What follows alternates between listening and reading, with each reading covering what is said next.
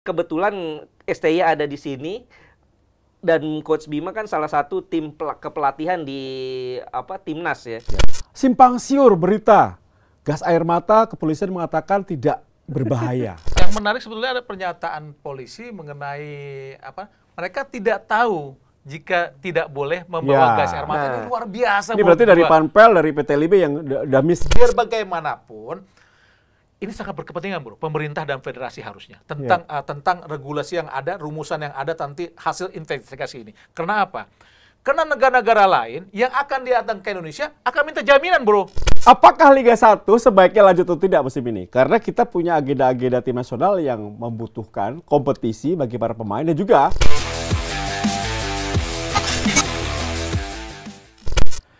di atas kertas semuanya indah, di atas kertas semuanya sempurna. Meskipun dalam kenyataannya, dalam hidup kita tidak sesuai dengan ekspektasi kita. Tinggal bagaimana kita menyikapinya. Kembali di atas kertas kali ini akan membahas mengenai sebuah kegagalan. Kesedihan, tapi ini merupakan proses bagi tim nasional U16 atau U17 yang saat ini gagal lolos ke putaran final Piala Asia U17 tahun depan. Oke, bersama dengan Hadi Gunawan dan juga Abdul Haris. Oke, kita lihat ini euforianya besar ya. Ketika tim nasional U20 lolos, senior lolos. Ini ekspektasi masyarakat Indonesia di tengah duka yang mendalam tentu berharap U17 lolos, tapi gagal. What's wrong? Aya naon? Nah, menurut Ahai. Sebetulnya euforianya juga terbantu atau terdorong dari hasil saat mereka juara ya di AFF U16. Saat itu memang Indonesia bisa mengalahkan Vietnam di final dan akhirnya menjadi juara.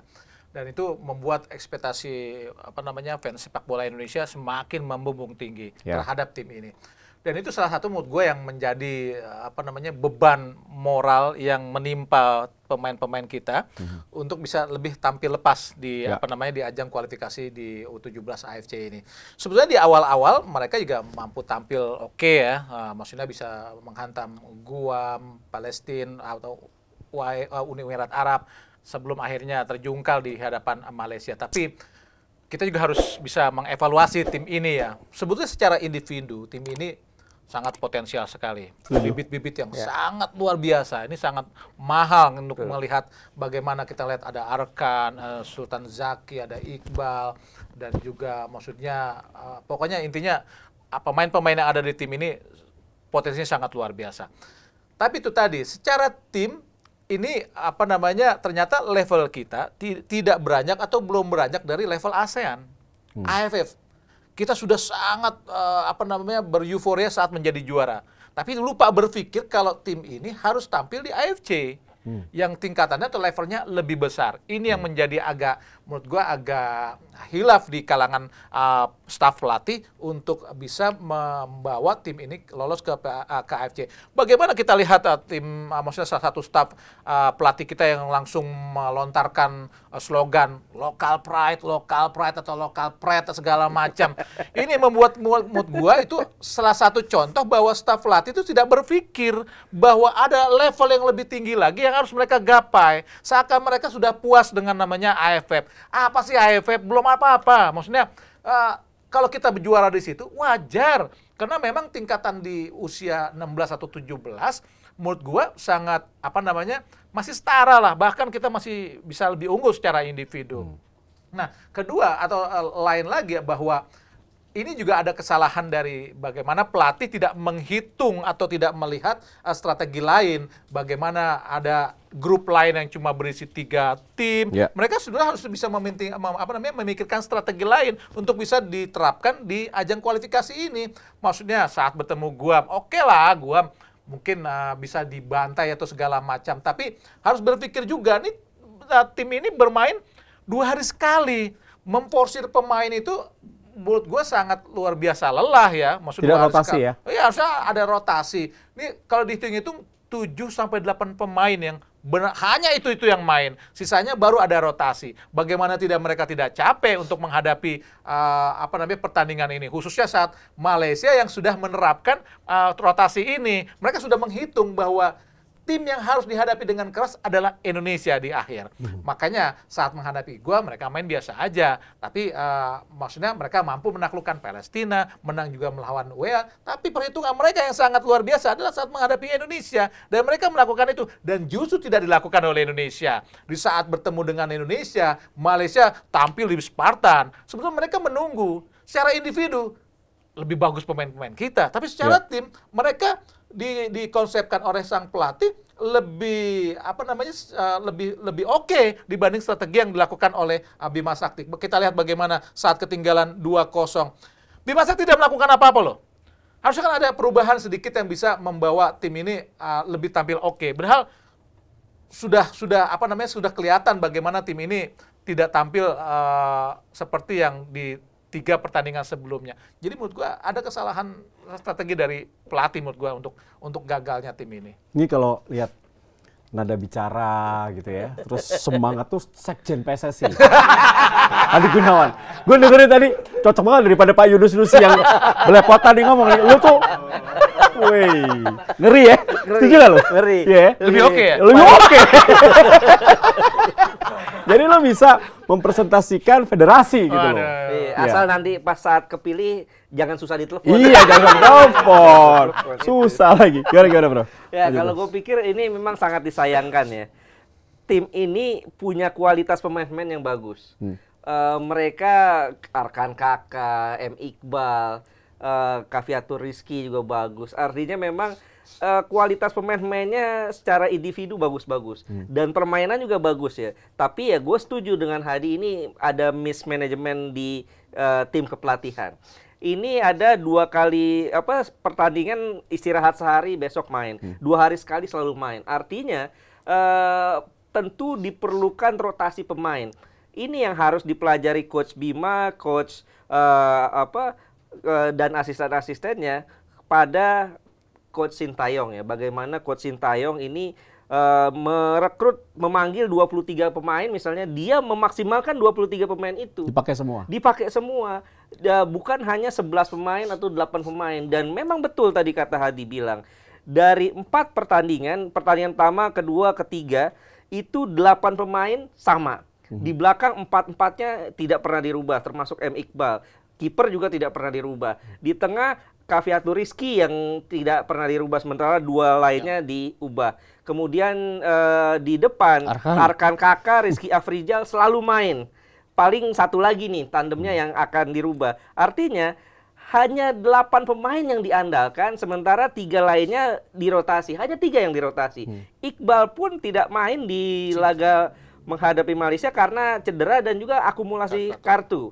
Artinya memang kalau kita lihat sulit tentunya buat pemain di 4 pertandingan yang hanya istirahat sehari untuk tetap tampil fit. Ini yang gue pikir di laga menghadapi Malaysia kelihatan banget bahwa Malaysia pinter. Dia tahu pemain-pemain Indonesia kelelahan, keletihan, diajak lari terus. Itu pertama. Kedua juga strategi pelatih, Coach Bima selalu menerapkan pola yang sama dalam 4 pertandingan, 4-3-3. Ini kalau kita lihat Coach Sintayong kan setiap pertandingan berubah. Ada kadang-kadang 3-4-3, kadang-kadang 4-3-3, kadang-kadang 4-4-2. Ini yang membuat lawan sulit untuk melihat. Kemudian juga kalau kita saksikan dari situ terlihat bahwa dengan pemain-pemain yang sama, lawan mudah membaca ya. Ini yang dilihat oleh Malaysia bahwa pemain-pemain Indonesia memainkan high pressing tinggi. Yang kalau gue pikir dengan high pressing tinggi ini dibutuhkan keseimbangan yang luar biasa. Ini yang nggak dimiliki oleh timnas Indonesia U17 ini. Udah terlihat sebetulnya saat menghadapi Uni Emirat Arab, sudah terlihat saat menghadapi Palestina, saat ada serangan balik, gelandang-gelandang ini tidak menjadi tameng pertama. Langsung bertemu dengan 2 center back. Untungnya saat menghadapi Uni Emirat Arab ada Iqbal, dan juga kalau kita lihat dengan keberadaan Iqbal ini membuat paling tidak koordinasi jadi lebih bagus. Sedikit tertutup ketidakseimbangannya itu. Nah, sementara saat menghadapi Malaysia, Malaysia tahu betul formasi strategi high pressing ini meninggalkan lowong di kanan dan kiri yang terlambat sekali para pemain kita melakukan transisi. Dan disitulah counternya Malaysia. yang gagal diantisipasi, dan ironisnya Iqbal tidak ada di situ. Ini yang kehilangan sangat buat Indonesia, dan akhirnya kalau kita lihat juga para pemain kita ini terlalu buru-buru ya. Saat gol pertama terjadi di menit 18, mereka buru-buru mau ciptakan gol balasan. Hasilnya keseimbangan tim yang sebetulnya sudah rawan ini tambah rawan, dan hasilnya saat kita sudah mulai menyerang total, Malaysia memaksimalkan counter lagi, sehingga kalau kita lihat dari gol pertama sampai gol keempat hanya dalam waktu 9 menit saja. Ini yang gue pikir pas saat kondisi seperti itu mental sudah down. Ini yang membuat para pemain kita ini tidak bisa mengembalikan mental, sudah letih, kebobolan 4 gol, sehingga ya sudah selesai, habislah kita. Ya, ini pemilihan strategi salah. Kemudian pergantian pemain pun tidak tepat, sehingga membuat tim nasional kita tidak bisa berubah ya. Maksudnya tadi lo berdua katakan seperti ke pertandingan-pertandingan ke lain, satu pertandingan pertama, kedua, tiga, empat tuh hampir sama. Ya. Jadi mudah dibaca. Betul. Dan tidak ada plan B. Apakah itu memang ini murni kesalahan Bima Sakti dan staf kepelatihan? Oh jelas lah, mau salah siapa lagi, masa nyalain pemain 16 tahun mah, yang penting bagaimana mereka dibina atau dididik oleh tim pelatih atau staf pelatih ya bermain seperti yang mereka inginkan. Dan itu tadi, bahwa bagaimana saat ketinggalan 2-0 kan tidak ada perubahan apa-apa. Yeah. Bukan pergantian salah dalam berganti pemain, tapi telat untuk melakukan hal itu, mengantisipasi perubahan strategi atau strategi yang dilakukan oleh Malaysia. Itu tidak ada respon yang bagus dari tim pelatih bagaimana menghadapi Malaysia yang melakukan pressing-pressing yang sangat ketat. Sebetulnya pressing mereka kan sebenarnya nunggu kesalahan yang dibuat para pemain Indonesia. Jadi saat pemain Indonesia melakukan salah, mereka langsung hasil pressnya itu mereka langsung melakukan counter attack yang super cepat, dan itu sudah terjadi kan sebelumnya saat melawan WA ya, bagaimana kita kebobolan 2-0 itu kan hasil seperti itu, dan itu dilakukan lagi saat melawan Malaysia, dan saat melawan Uni Emirat Arab kan juga memang pelatih Malaysia juga pasti nonton lah, lawan Palestina juga pasti nonton, dan mereka sudah membaca hal itu. Jadi secara strategi pelatih Malaysia sudah tahu apa yang akan dilakukan saat melawan Indonesia, dan lucunya Indonesia tetap bermain seperti yang mereka terapkan di 3 pertandingan awal. Tidak ada perubahan sama sekali. Jadi mereka, tim pelatih dari Malaysia sudah tahu, sudah ngebaca, dan hasilnya seperti itu, kita kalah. Iya, gue pikir ini proses juga ya. Buat tim ini proses ya, karena namanya tim muda, tentu jam terbang ke depannya, jalan mereka, langkah mereka masih panjang. Artinya ada proses yang harus dijalani. Sementara buat Coach Bima, Coach Indri, Coach Markus juga ini proses. Dan Firmansyah juga ini proses. Artinya mereka pelatih-pelatih muda yang gue pikir ya kita perlu apresiasi juga ya, bahwa mereka telah sukses bawa tim ini juara di AFF. Artinya Bima ini satu dari 3 pelatih lokal yang berhasil bawa Indonesia juara di AFF. Meskipun memang kalau di AFF level kita ya harusnya menjadi salah satu favorit juara selalu. Tapi memang harus ada pembelajaran di sini dari Coach Bima dan timnya, bagaimana nanti ke depannya menangani sebuah tim. Nggak bisa hanya mengandalkan pemain 11 saja. Gue ingat ya bagaimana seorang Jose Mourinho saat pegang Chelsea, dia pernah bilang bahwa dalam sebuah tim minimal harus ada 2 pemain yang berkualitas sama di posisi yang sama. Artinya kalau di striker ya paling enggak ada 2 pemain nih di posisi yang sama, sehingga saat ada striker utama cedera atau sanksi, ada pemain penggantinya yang kualitasnya tidak jauh beda. Itu kalau ingin membentuk tim juara. Inilah yang gue pikir dimainkan oleh Coach STY. Artinya kita lihat saat kualifikasi Piala Asia kemarin bersama U20 ya, bagaimana saat menghadapi laga berikutnya 9 pemain dirubah. Ini kan gila gue pikir.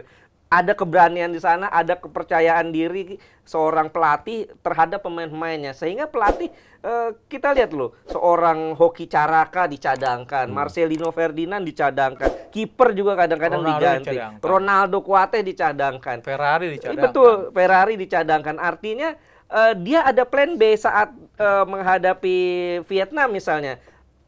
Di babak pertama buntu, Marcelino masuk, ada perubahan. ini yang gue pikir yang juga perlu dipelajari ya. Kan kebetulan STY ada di sini dan Coach Bima kan salah satu tim kepelatihan di timnas ya, yang jenjangnya ada. Sehingga gue pikir ini kesempatan buat mereka untuk bisa berguru langsung, melihat, mempelajari bagaimana cara STY menangani tim gitu. Apakah menurut lo ini terlihat jenjang yang sangat jauh antara pelatih lokal dengan pelatih asing?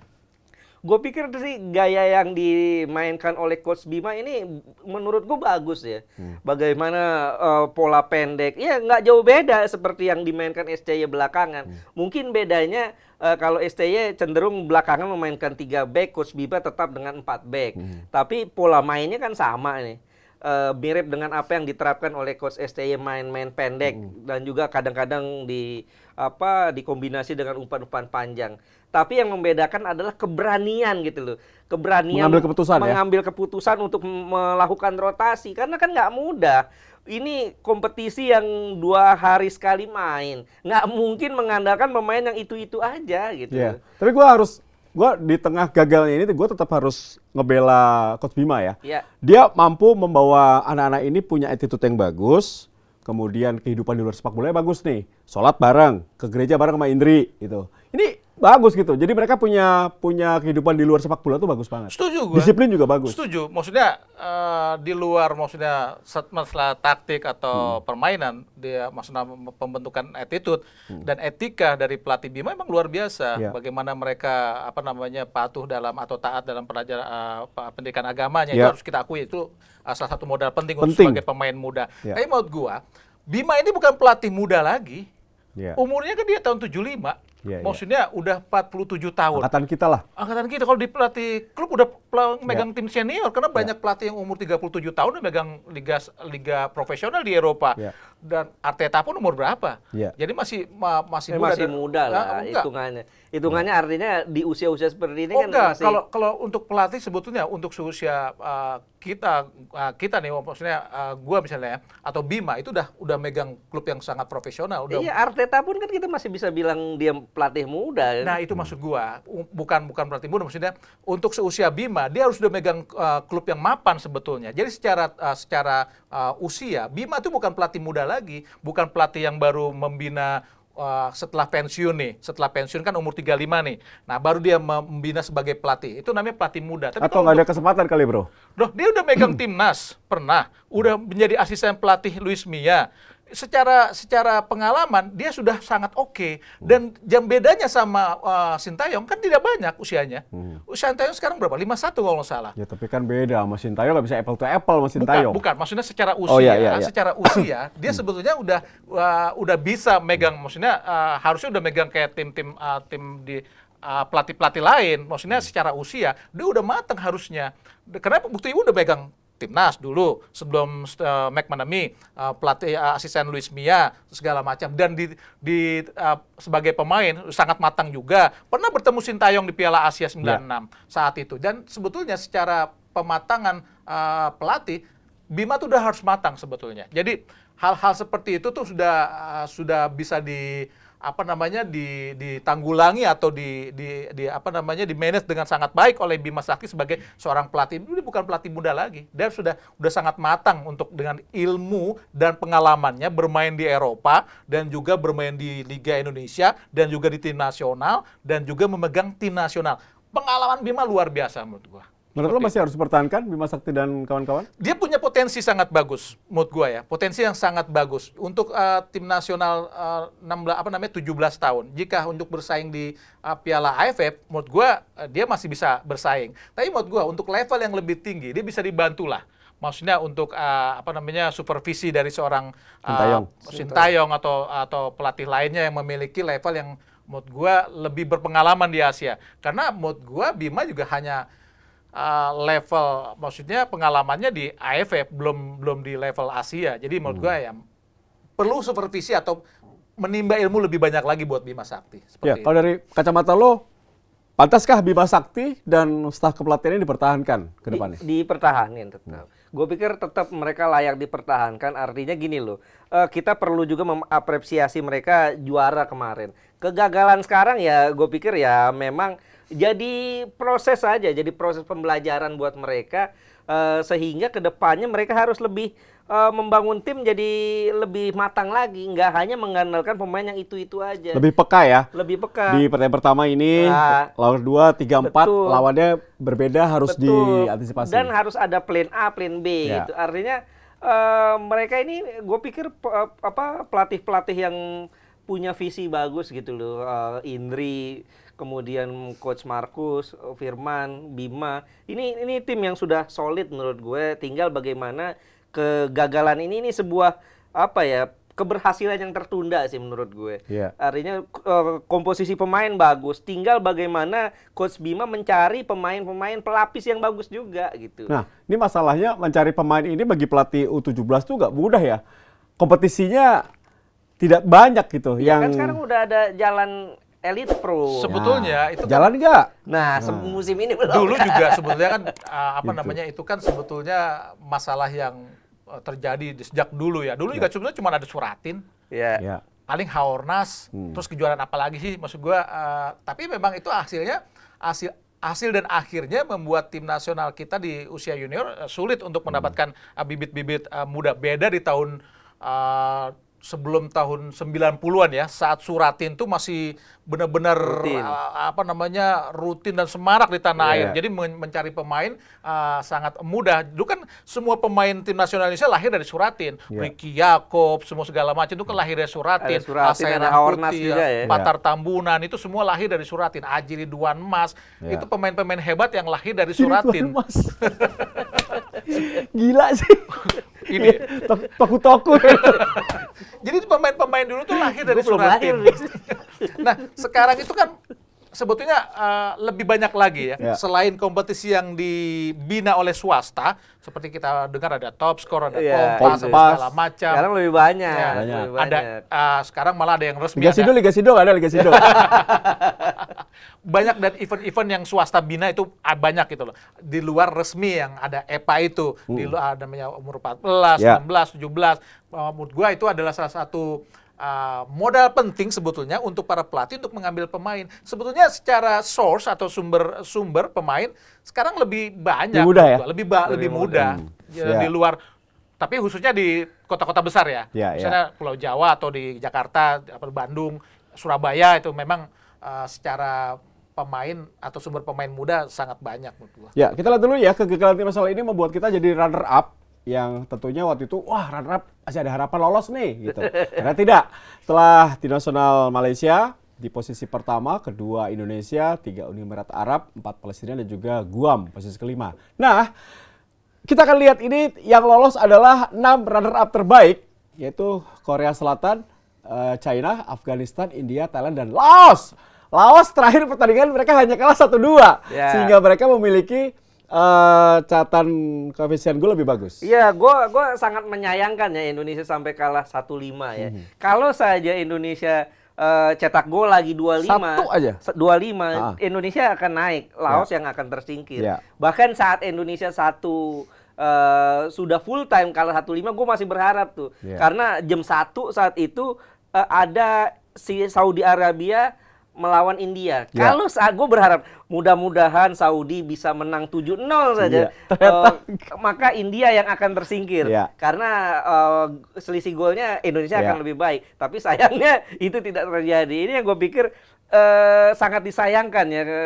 Karena kita memang menang 14-0 menghadapi Guam, kemudian 3-2 menghadapi Uni Emirat Arab dan 2-0 menghadapi Palestina. Tapi sayangnya menghadapi Guam dan menghadapi Palestina itu tidak dihitung. Karena ada di grup lain yang hanya 3. Di grup J hanya 3 sehingga kita yang di grup B ini 5 tim, 2 tim terbawah nggak dihitung sehingga jumlah 20 gol kita dan kebobolan 7 ini yang diakui justru hanya 4 gol menghadapi Uni Emirat Arab 3 dan menghadapi Malaysia hanya 1 gol. Sementara kebobolannya 7-7-nya itu dihitung. Dan ini sudah diantisipasi oleh pelatih Malaysia ya. Ya, itu tadi. Mereka menghadapi gua, saya pemain cadangan semua. Ya. Ketika Indonesia, gua fit nih. Nah, itu tidak diantisipasi pelatih kita. Ya, maksudnya jadi bahwa untuk kualifikasi harusnya semua ditanamkan bahwa semua pertandingan atau setiap pertandingan adalah final. Iya. Jadi tidak lagi bergantung dengan tim lain atau grup lain. Malas banget kayak gitu ya. Iya, malas banget pokoknya. Kan di grup J, Korea Selatan, Uzbekistan, setelah mundurnya Sri Lanka kan cuma 3 tim. Tiga. Ya. Nah, itu mau nggak mau sebetulnya pelatih sudah atau staf pelatih sudah berhitung untuk mematangkan strategi permainan apa yang akan kita terapkan saat melawan ini, melawan itu, melawan ini, saat pertandingan 1, 2, 3, dan 4. Ini kan tidak dilakukan. Jadi menurut gua kesalahan seperti ini tentang pemilihan strategi itu kan ada mutlak di tangan pelatih. Ini menurut gua jadi pembelajaran bagaimana visi dari seorang pelatih itu bukan hanya melihat pertandingannya. Satu langkah ke depan. Satu langkah ke depan itu yang dilakukan oleh STY atau pelatih pelayan di luar negeri. Dan kan sering kita lihat bagaimana Thomas Doll tuh mengatakan jangan lihat pertandingan ini aja, tapi maksudnya kamu jangan melihat main langsung di tim nasional junior atau segala macam. Main di klub. Untuk tujuannya ke depan. Maksudnya seperti itu. Jadi yang harus dikembangkan seorang pelatih di Indonesia adalah jangan cuma atau miskin kreasi, tapi lebih visinya tuh lebih maju ke depan. Seperti itu. Tentang Persija, Thomas Doll mulu. Pelatih yang paling oke, bro. Iya. Tapi gue yakin ya, kalau seandainya timnas kemarin itu timnya Bima Sakti fit ya, sama-sama fit, menang. Cuman masalahnya kemarin tuh capek. Dan pertanyaannya kenapa nggak fit? Ya itu. Iya, masalahnya keletihan. Susah ya, artinya 4 pertandingan dalam tempo 2 hari sekali main menghadapi Malaysia yang kondisinya fit, susah. Tapi kalau gue lihat ini 3 poinnya sampai Indonesia dan juga Bangladesh di bawahnya ini memang ketat ya. Tapi everything happen for a reason. Gue selalu percaya itu. Ini pasti ada Allah tuh pasti punya rencana lebih baik buat tim nasional U17 kita. Kalau gue positifnya adalah bersiap lebih bagus lagi sebelum menghadapi event. Biar bagaimanapun, gue ngeliat materi pemain di tim 17 itu luar biasa. Secara skill, teknik itu luar biasa. Tinggal dikembangkan oleh staf pelatih atau materi pelatih yang bagus. Gue yakin pemain-pemain itu akan jauh lebih berkembang lagi. Karena secara potensi, wah gila luar biasa pemain-pemain ini. Gue kehilangan momen itu tuh. Ketua umum, gimana? sehat gitu. Kehilangan momen. Tapi bisa kalah soalnya, bro. Iya, makanya. Itu salah satu yang gue like. Ini tim ini bahkan menurut gue ya, beberapa pemainnya itu lebih bagus loh daripada yang tim U20, terutama Arkan Kakak misalnya. Arkan Kakak tuh tingginya 186. Speednya bagus, finishingnya bagus. Gue pikir ini potensi besar loh buat kedepannya ini striker. Tapi kita berharap bahwa gue sih berharap pelatih Bima Sakti dikasih kesempatan lagi ya. Karena ini salah satu yang menonjol ya. Dikasih kesempatan tapi harus ada ini lagi. Maksudnya pelatihan menaikkan minta ke federasi harusnya ya. Oh iya dong. Harus kalau cuman stuck di sini ya ketinggalan sama pelatih-pelatih di luar negeri lain menurut gua. Soalnya kita harus pelatih lokal harus step up. Harus. Gitu. Jangan mau diganggu terus pelatih asing, tapi kalau nggak ada programnya, nah itu tadi, kalau tidak standar tidak bagus ya percuma juga, jangan teriak lokal pret. Oke, jadi terima kasih adik-adik U17, kita bapak di sini tentunya mendukung, terima kasih perjuangannya luar biasa, memang belum rezekinya, jangan patah semangat karena U17 adalah bukan prestasi ya, ini pembinaan, jadi harus kita dukung terus. Yang sudah biarkan berlalu, untuk Coach Bima dan staf pelatih lainnya, ayo kerja keras biar bisa dapat prestasi lagi. Oke, itu tim nasional kegagalan, kesedihan, gagal lolos.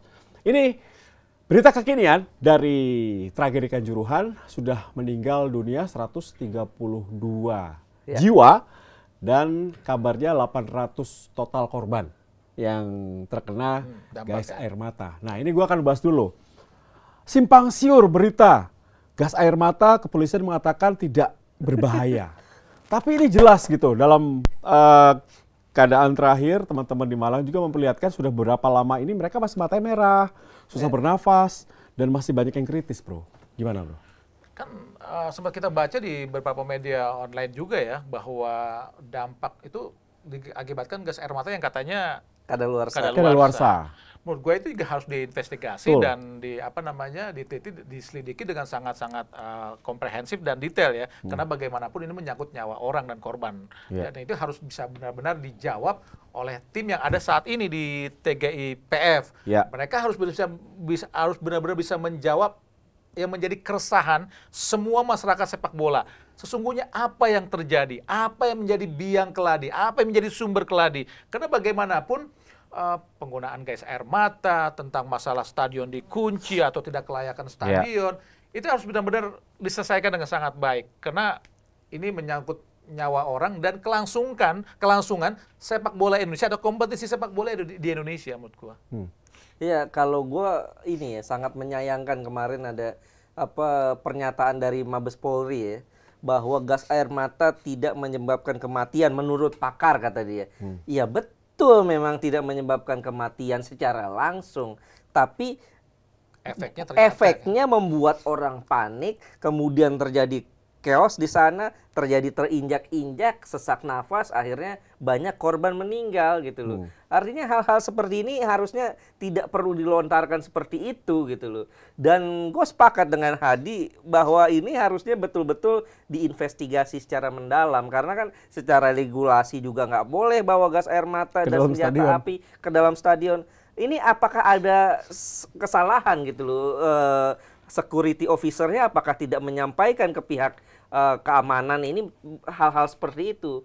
Dan gue ya memang cukup salut ya dengan kecepatan kepolisian menetapkan 6 tersangka. Yang gue pikir semuanya memang orang-orang yang harus bertanggung jawab dalam kondisi ini. Sekarang kedepannya bukan hanya sekedar menetapkan tersangka, adalah bagaimana langkah ke depan untuk kemajuan sepak bola Indonesia sehingga kejadian-kejadian seperti ini tidak terjadi lagi. Dan kemarin kan kalau kita lihat dari hasil penemuan TGIPF, tim ini salah satu anggotanya Mas Nugroho bilang bahwa memang Kanjuruhan secara tidak layak untuk mempertandingkan high risk match gitu loh. Tidak layak untuk pertandingan yang beresistensi tinggi. Dan seperti Arema menghadapi Persebaya kemarin, karena dari segi pintu ini tidak cukup untuk keluar masuk orang, tidak cukup untuk dalam keadaan darurat ya. Kalau tidak darurat mungkin bisa-bisa aja. Dan juga selain pintu yang tidak cukup lebar, juga tangganya sangat curam sehingga untuk berlari ini resiko terjatuh.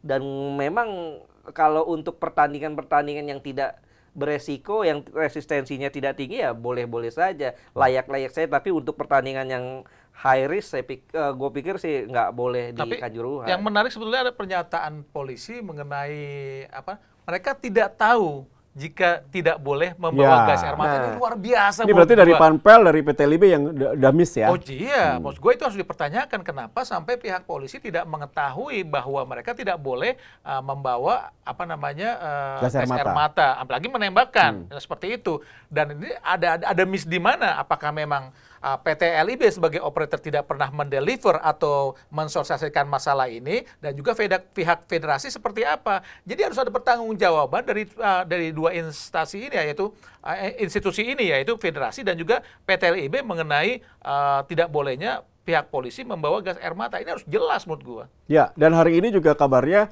gue dapat kabar dari Mas Choi sama Akmal, PSSI dipanggil. Ya, betul. Dipanggil dan sudah meminta pertanggungjawaban dan penjelasan ya. Ya, ini beberapa poin sih sebenarnya. Liga atau penyelesaian ini pastinya akan hubungannya dengan PSSI karena federasi, federasi tertinggi. Lu lihat apakah yang lu harapkan atau banyak pecinta bola harapkan dengan pertemuan antara tim gabungan independen pencari fakta ini dengan PSSI? Ya, gue memang berharap ada ini ya, dari TGIPF ini bisa mendapatkan. Susah namanya, TGIPF. TGIPF ya, tim gabungan independen pencari fakta ya, panjang. Nah, dari pertemuan ini gue berharap TGIPF ini bisa menyaring ya apa saja yang menjadi permasalahan yang selama ini terjadi di sepak bola Indonesia. Dan kalau kita lihat kan orang-orang yang ada di TGIPF ini yang sudah kita kenal ya beberapanya dan kompeten memang lah. Kompeten memang untuk bidang seperti ini ya.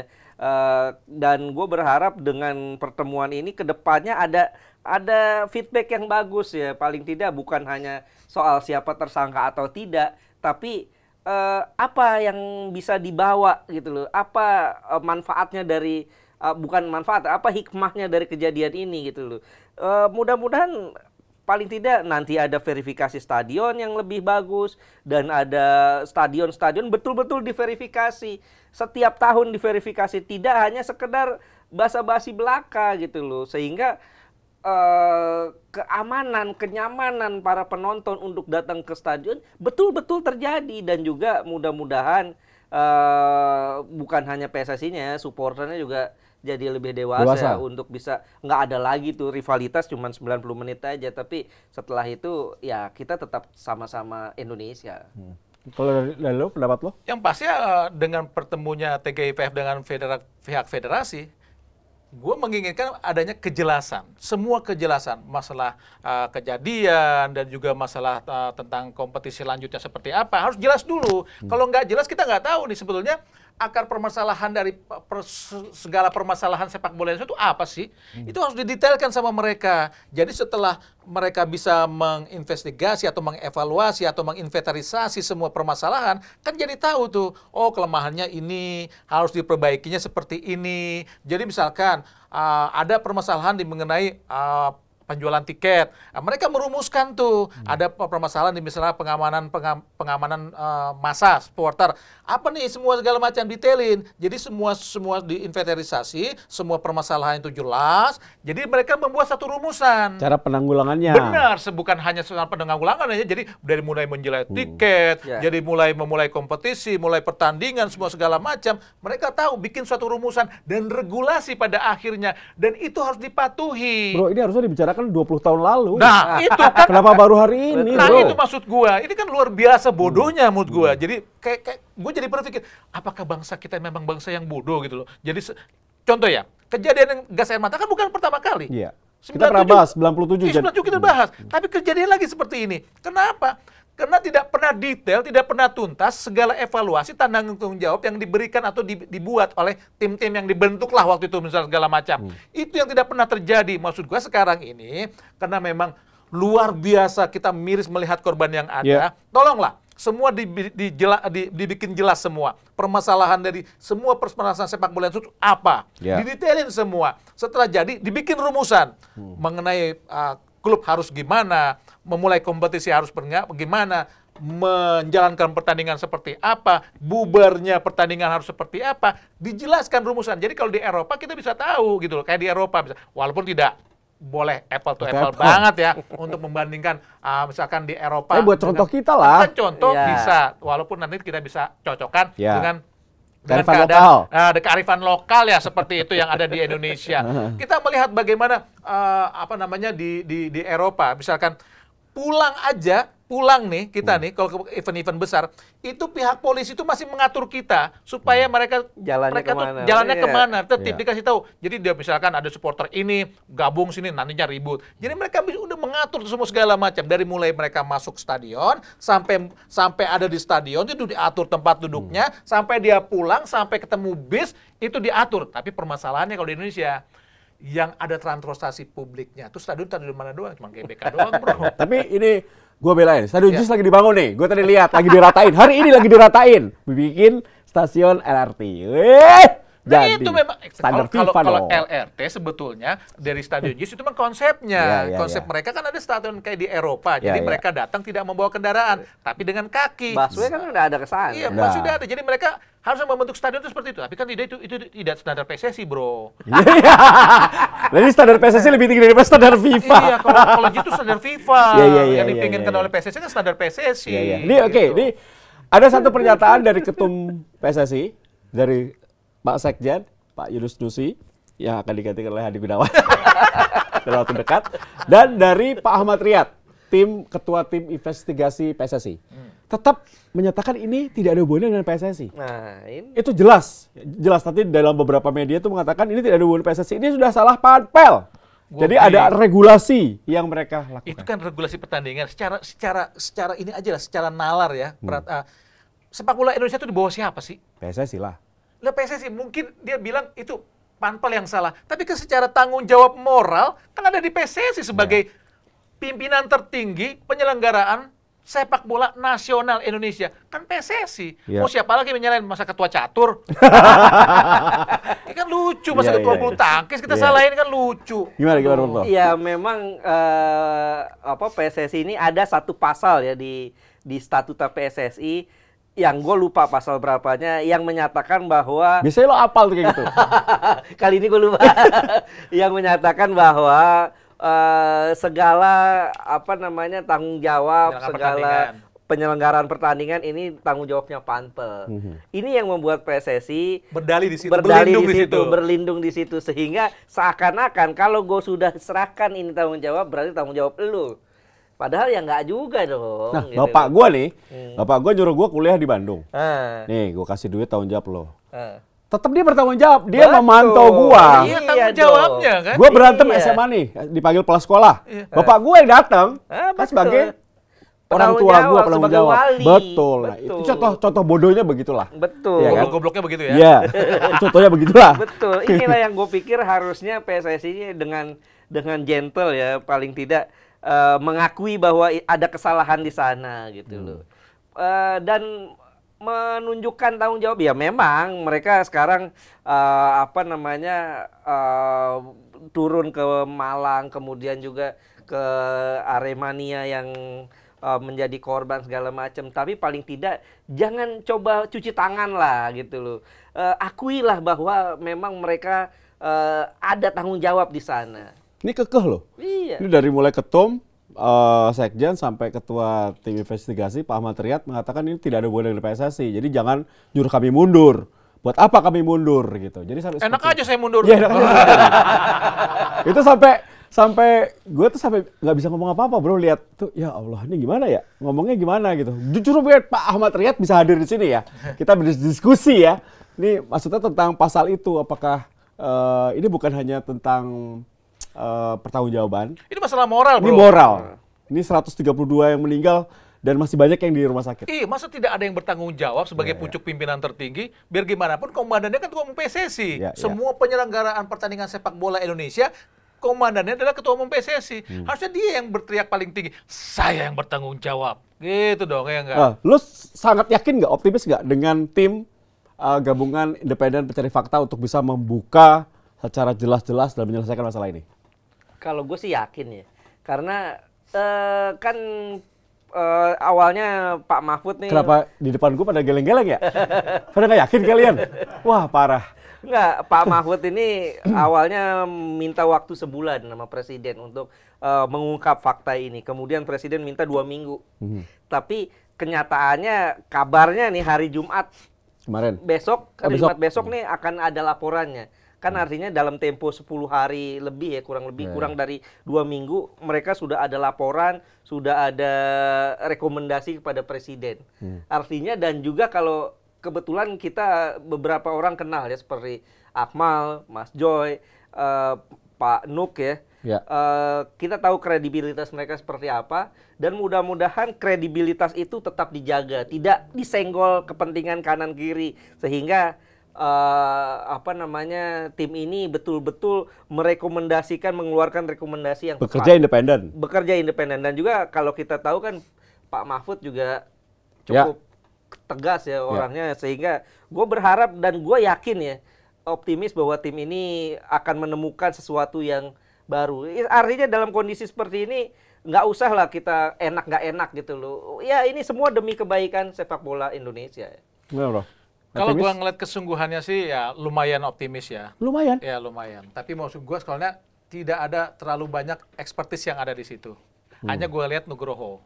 Itu tentang stadion dan pertandingan? Permasalahan pertandingan. Maksud gue harusnya ada orang-orang seperti Pak Nuk yang menurut gue sangat memahami tentang pertandingan, tentang pengamanan stadion atau pertandingan. Gue inget Pak Nuk ya, di Bali United. itu kan penontonnya lumayan fanatik. Orang bicara sekarang begini, wah jangan polisi yang dijadikan steward segala macam. Tahu nggak yang dijadikan steward di Bali United saat AFC kan? Pentolan supporter ya? Calang, bro. Oh, pecalang. Siapa yang mau ngelawan di sana? Ya, nggak ada yang berani. Iya. Itu salah satu maksud gua kearifan lokal. Steward Itu kan dari bagus luar loh, kan? itu bagus. Tapi maksud gua sama Pak Nuk, karena dia memahami apa yang akan dilakukan sebagai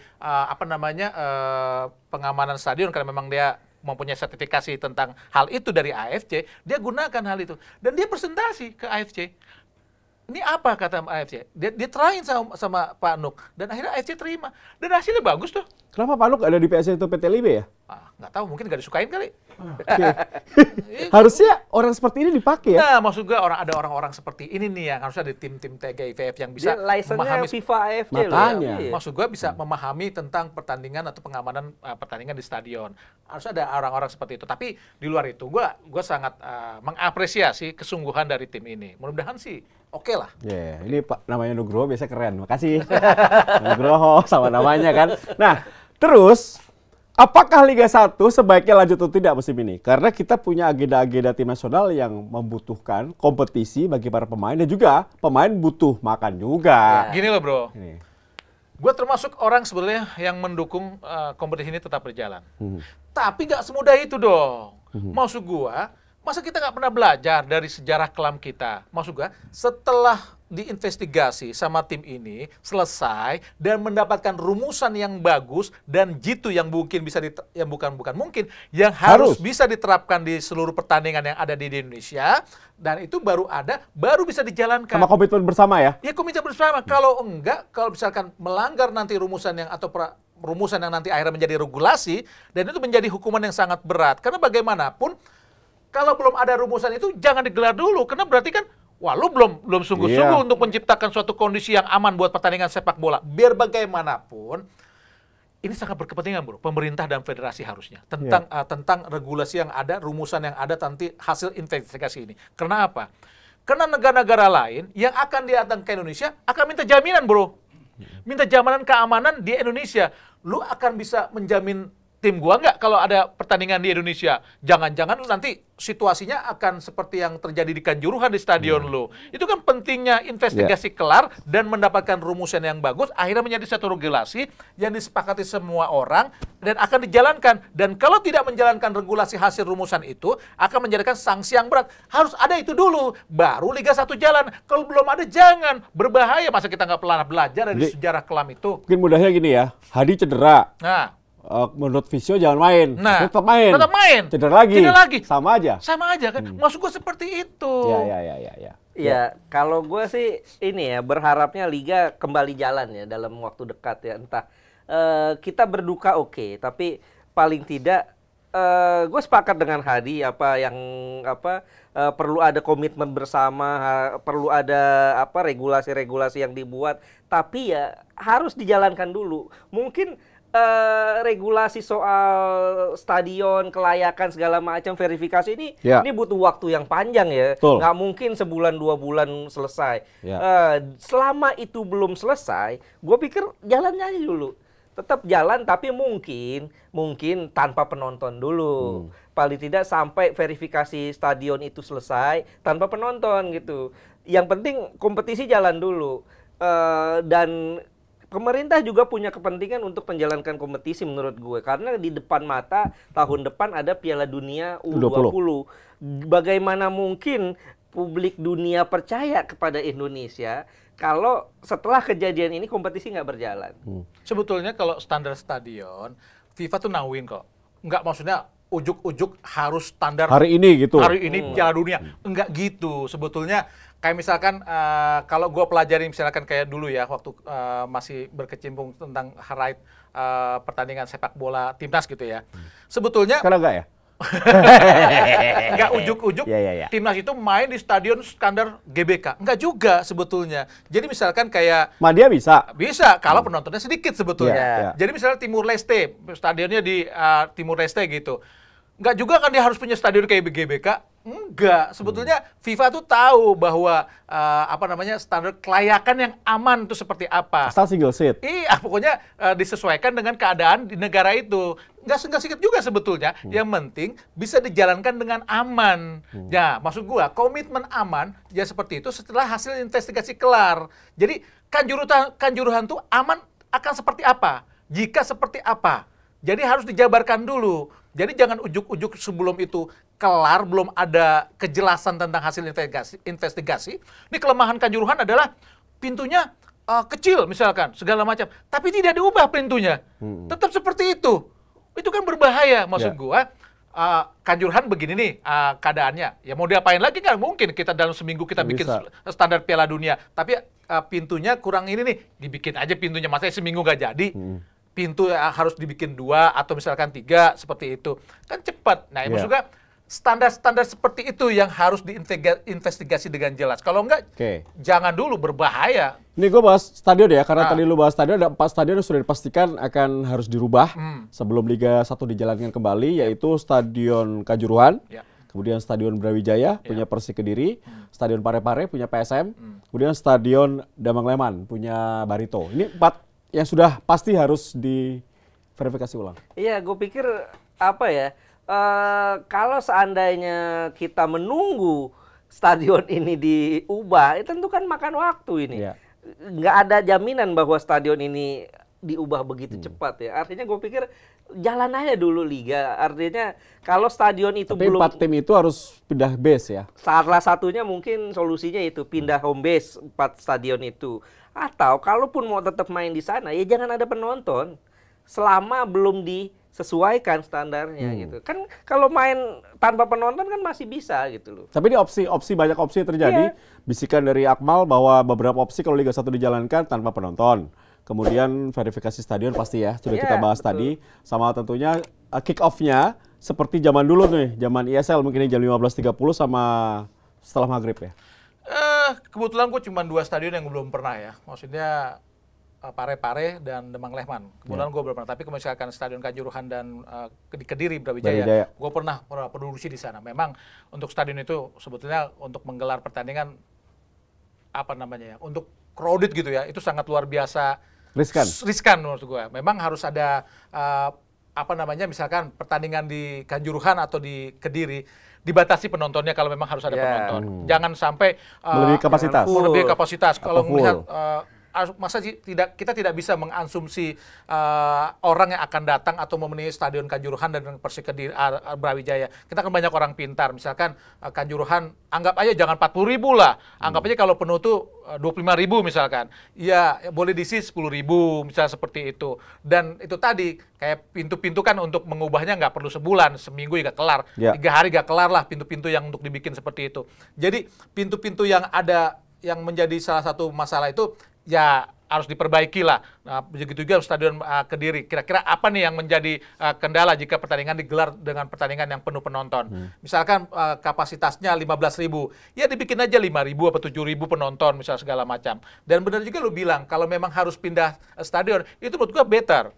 Jadi kalau memang harus pindah ke stadion yang punya single seat, harus seperti itu. Tapi jadi ada kerugian bagi pendukung fansnya. Tapi kan konsekuensi dari lu ikut kompetisi tapi lu tidak memenuhi syarat. Kan harus kan kita seperti itu. Makanya gue bilang harus ada investigasi yang jelas. Kenapa sih sampai terjadi seperti itu? Misalkan kena stadionnya tidak memenuhi syarat.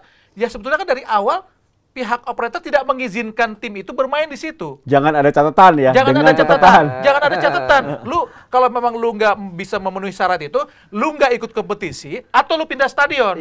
Pindah stadion adalah stadion yang apa namanya memenuhi syarat, seperti single seat misalnya segala macam. Wah, gua nggak mampu. Ya lu jangan ikut kompetisi. Misalkan, wah nanti kalau begitu ya ikut kompetisi cuma 8 tim. Ya udah 8 tim yang ikut, tapi aman dan berkualitas. Seperti itu menurut gua. Kadang-kadang banyak juga fans yang mengatakan bahwa dibutuhkan operator liga yang bagus. Kalau perlu impor aja gitu. Ya Kamboja kan impor. Jadi gini, Kamboja punya operator dari Jepang ya. Kelemahan kita adalah sebetulnya operator itu harus dibidding, ditenderin. Jadi jangan ditunjuk. Kalau ditunjuk mah dia kualitas apa yang punya. Tapi kalau lu ditenderin, misalkan nih, gue pihak federasi, Lu kalau mau jadi operator, lu harus memiliki ini, punya itu segala macam, broadcastnya harus begini, semua segala macam keuangan harus begini. Kalau lu tidak memenuhi syarat itu, lu jangan ikut. Ya, bahasa mudahnya gini, Hadi, gua, Haris. Bidding, lo pasti bercekmen sebaik-baiknya dengan tim yang terbaik. Oh iya dong. Gua juga menginginkan. Tinggal dipilih nanti. Nah, itu kan lebih bagus. Lebih bagus, dapatnya juga berkualitas seperti itu. Jadi jangan ditunjuk siapa nih sekarang, misalkan Ahmad Direktur LIB, Ahmad Lukita misalkan. Backgroundnya apa? Dari bolanya seperti apa? Harus ini dulu, dikuliti dulu semua segala macam. Misalkan harusnya dulu jangan cuma dia aja yang jadi kandidat, banyak segala macam. Jadi ada fit and proper test misalkan kayak segala macam. Presentasi mereka, program gua ini segala macam. Yang terbaik, yang the best, misalkan jadi direktur, atau misalkan kalau operatornya di pitching, ya lu cari yang terbaik, seperti itu. Dan tidak ada conflict of interest ya. Jelas. Jadi semua tim, 18 tim itu sama, setara. Sama, betul. Ya, memang harus ada bidding seperti itu ya. Harus ada. Sesekjen kan? Betul. Sekjen ngomong equal katanya. Iya. Ngeri. Lanjut bro. Karena kalau gue pikir gini loh. Kelayakan seorang operator, kelayakan sebuah tim operator pertandingan kompetisi ini sangat akan menentukan kualitas pertandingan, kualitas kompetisi itu, liganya meningkat, timnasnya meningkat. Kita lihat aja deh yang paling Kamboja, liganya dibenahi sedemikian rupa, hasilnya ngeri. Mereka tim Visaka bisa operatornya Jepang loh. Iya, operatornya Jepang. Ngalahin Bali United yang bisa dikatakan level negaranya kita 2 tingkat, 3 tingkat di atas Kamboja. Vietnam, kompetisinya dulu tahun 2005 pemain-pemain yang terlibat pengaturan skor, perjudian dihabisin semua. Hasilnya apa? Mereka juara SEA Games, juara Piala AFF gitu. Timnas U23-nya bisa masuk final Piala Asia. Iya.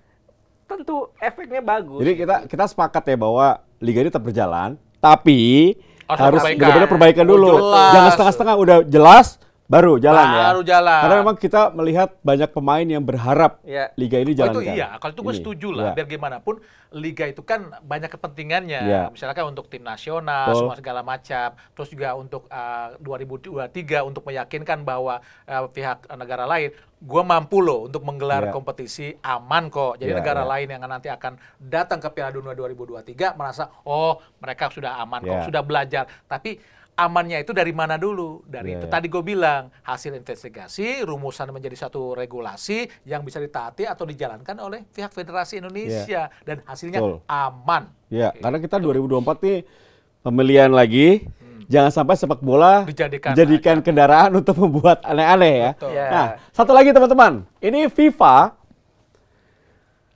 diajak untuk berkantor di Indonesia sebagai ekspertis untuk membenahi sepak bola kita. Bagaimana pendapat kalian? Iya, gue pikir ini bagus ya.